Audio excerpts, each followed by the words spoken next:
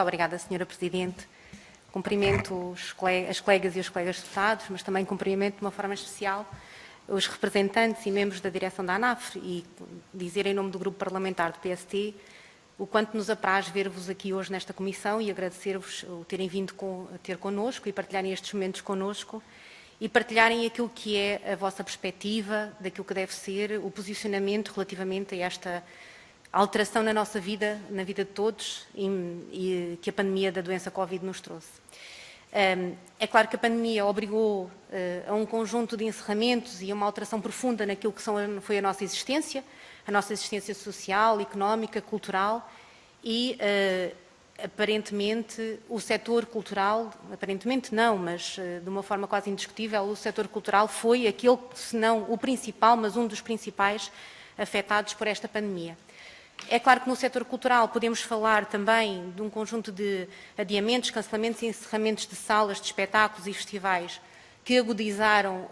as enormes dificuldades deste setor e este propósito só en passant, recordo que a Associação de Promotores de Espetáculos e Festivais e Eventos, desde meados de março e até ao final de abril, refere que foram cancelados, suspensos ou adiados cerca de 25 mil espetáculos. Esta contabilização é apenas em espetáculos que tiveram os bilhetes pagos, mas também sublinha ainda que, segundo o inquérito promovido pelo SENA-STE, e cujos resultados foram anunciados no início de abril, 98% dos trabalhadores de espetáculos viram os seus trabalhos cancelados. É claro que as orientações da DGS que levaram ao cancelamento e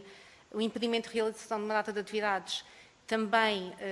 foram aplicadas de uma forma transversal e também atingiram o setor cultural, mas também, consequentemente, foram tomadas um conjunto de iniciativas que previam precisamente mitigar os efeitos nefastos desta pandemia e é sobre isso que eu gostaria de abordar e refletir um pouco convosco. E dizer-vos que, apesar do setor cultural, como eu disse há pouco, ser um dos primeiros e um dos mais afetados por estas pandemias, o que é certo é que o que é dito pelo próprio setor é que, da parte do Ministério, apesar dos vários clamores que vieram do interior do setor, o que é certo é que, por parte do Ministério da Cultura, o seu posicionamento foi sempre um bocadinho tímido e um bocadinho titubeante. E sobre isso eu pergunto-vos, em função daquilo que é o posicionamento das autarquias locais, e neste caso mais em concreto da parte da ANAF, e considerando que, à semelhança daquilo que acontece, litoral versus interior, dentro das próprias freguesias também as realidades são completamente diferentes, ou seja, encontramos no nosso território freguesias que a sua densidade populacional é muito superior a alguns concelhos do interior e que são proprietárias de equipamentos culturais, salas de espetáculos, elas próprias alavancam e proporcionam uma atividade cultural intensíssima que não passa apenas pelos espetáculos, mas também, por outro lado, em contraponto, temos no nosso interior um conjunto de freguesias que elas também são motores de desenvolvimento económico, social e cultural e, como disse há pouco, e muito bem, realça aqui o papel das associações culturais e recreativas, muitas delas cujas direções apenas são compostas por membros voluntários, não é? E que não têm nenhum corpo de profissionais, mas que são claramente o pulsar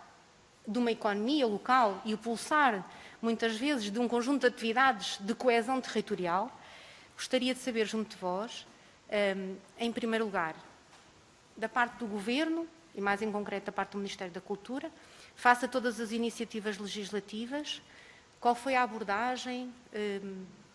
que troca de impressões houve convosco, qual foi o acolhimento das vossas pretensões, já houve vários contactos no sentido de vos ouvir, de ouvir as vossas dificuldades, de ouvir o vosso enquadramento relativamente às vossas obrigações enquanto entidades promotoras e proprietárias, promotoras de espetáculos, leia-se, e proprietárias de equipamentos.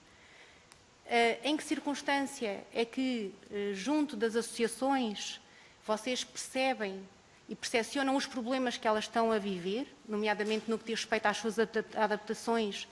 que elas são obrigadas a fazer face, para fazer face a esta pandemia, enquanto proprietários, uns com um orçamento mais abrangente, outros com um orçamento muito mais reduzido, enquanto proprietários, como é que vocês próprios estão a fazer face a estas dificuldades todas e, acima de tudo, em que circunstâncias é que se traduz o diálogo existente entre as freguesias e o Governo e se da vossa parte houve algumas propostas apresentadas ao Governo no sentido também de apresentarem a vossa visão sobre esta problemática. Muito obrigada, Sra. Presidente.